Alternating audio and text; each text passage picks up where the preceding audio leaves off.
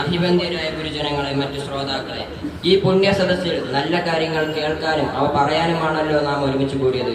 അള്ളാഹു ഒരു സൽക്കർമ്മമായി നമ്മിൽ നിന്നും ഇത് സ്വീകരിക്കുമാറാകട്ടെ. മാതാപിതാക്കളോട് കടമകളെ കുറിച്ചാണ് ഞാനിന്ന് നിങ്ങളോട് സംസാരിക്കാൻ ആഗ്രഹിക്കുന്നത്. തങ്ങളുടെ അഭീഷ്ടങ്ങൾക്കനുസരിച്ച് കാര്യങ്ങൾ നിർവഹിക്കുവാൻ ആഗ്രഹിക്കുന്നവർക്ക് മാതാപിതാക്കൾ അനഭിമാനിതരാകുന്നു എന്നത് നിത്യസംഭവമായി മാറിത്തീരുന്നിരിക്കുന്നു എന്നതാണ് ഈ വിഷയം തിരഞ്ഞെടുക്കാൻ എനിക്ക് പ്രേരകമായത്. മാതാപിതാക്കളുടെ കാര്യത്തിൽ ഏതൊരു മതത്തിലും തത്വശാസ്ത്രങ്ങളിലും നിയമങ്ങളിലും ഒരഭിപ്രായമേ ഉള്ളൂ.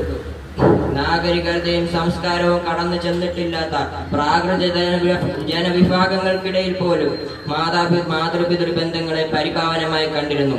എന്തിനേറെ പുരോഗമനത്തിന്റെയും പരിഷ്കാരത്തിന്റെയും ഉന്നത ശ്രേണിയിലെത്തി നിൽക്കുന്ന ജനവിഭാഗങ്ങൾക്കിടയിൽ പോലും മാതാപിതാക്കളുടെ കാര്യത്തിൽ ഔദാര്യം കാണിച്ചിട്ടുണ്ട്. എന്നാൽ മോഡേൺ കൾച്ചർ അതിന്റെ പരമോന്നതയിലെത്തി നിൽക്കുന്ന ഈ അഭിനവമായ സമൂഹത്തിൽ മാതാപിതാക്കളുടെ സ്ഥാനം പലപ്പോഴും കടത്തിണ്ണകളിലും വൃദ്ധസദനങ്ങളിലുമാണ്. 3 സ്ഥലങ്ങളിലേക്ക് നോക്കുന്നത് ആരാധനയാണെന്ന് നബി സല്ലല്ലാഹു അലൈഹി വസല്ലം പഠിപ്പിച്ചു. അതിലൊന്ന് മാതാപിതാക്കളുടെ മുഖത്ത് നോക്കലാണ്.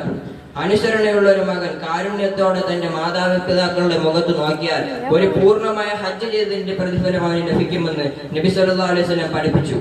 മാതാപിതാക്കളോട് ആദരവും അനുസരണക്കേടും പ്രകടിപ്പിക്കേണ്ടത് മക്കളുടെ നിർബന്ധ ബാധ്യതയാണ്. 10 മാസം ഗർഭം ചുമന്ന് പ്രസവിച്ച മാതാവിനോട് ക്രൂരത കാണിക്കുന്നത് എത്രമാത്രം അപരാധമാണ്.